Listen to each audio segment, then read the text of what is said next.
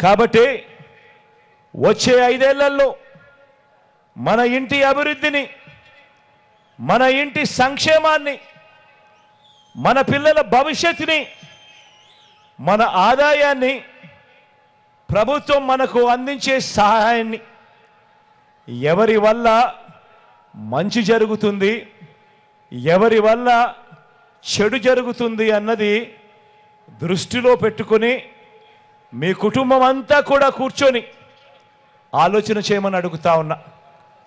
మీ ఇంట్లో మీ అవ్వ తాతలతో మాట్లాడండి, మీ ఇంట్లో మీ ఆడపడుచులతో అక్క చెల్లెమ్మలతో మాట్లాడండి, మీ ఇంటి ఇల్లాలితో మాట్లాడండి. చిన్నపిల్లలని వదిలేయకుండా పిల్లలతో కూడా మాట్లాడండి, అభిప్రాయం తెలుసుకోండి.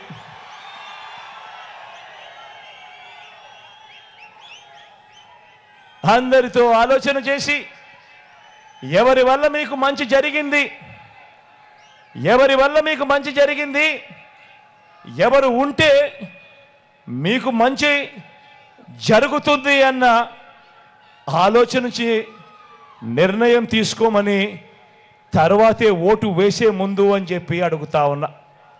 ఎందుకంటే ఇంతకుముందే నేను చెప్పా, ఈ ఓటు కేవలం ఎమ్మెల్యేలను ఎంపీలను ఎన్నుకునేందుకు వేసే ఓటు కాదు ఇది. ఈ ఓటు వల్ల మీ తలరాతలు, మీ భవిష్యత్తు మారుతుంది అన్నది ప్రతి ఒక్కరూ జ్ఞాపకం పెట్టుకోమని కోరుతా ఉన్నా. ప్రతి ఒక్కరూ ఇంటికి వెళ్ళండి, ప్రతి ఒక్కరూ ఇంటి పక్కనే ఉన్న ఇరుగు పొరుగు ఇళ్లల్లో ఉన్న అక్క చెల్లెమ్మల కుటుంబాలను వాళ్ళను సందర్శించండి. ప్రతి ఒక్కరూ కూడా గత 10 ఏళ్లలో అంటే చంద్రబాబు నాయుడు గారు 5 సంవత్సరాలు, మీ బిడ్డ పాలన ఈ 5 సంవత్సరాలు, మొత్తం 10 ఏళ్ళు.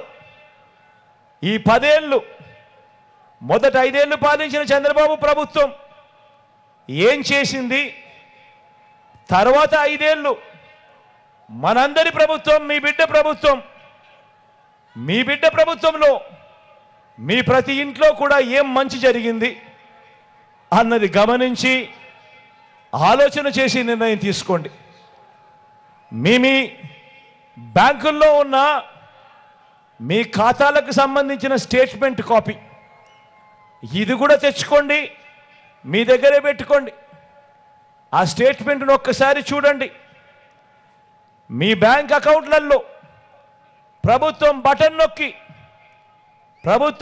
నొక్కి నేరుగా అక్క చెల్లెమ్మల కుటుంబాల ఖాతాల్లోకి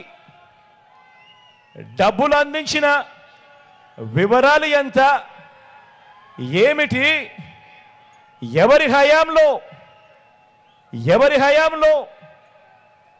ఎవరు మీ కుటుంబానికి బాగు చేయడం కోసం ఎవరు ఎంత ఇచ్చారు, ఏ స్కీము మంచి చేయడం కోసం పెట్టారు, మీ సాధికారతకు, మీ ఆత్మగౌరవానికి ఆ డబ్బులు, ఆ స్కీములు ఎలా ఉపడ్డాయి అన్నది ప్రతి ఒక్కరూ కూడా ఆలోచన చేయమని కోరుతా ఉన్నా.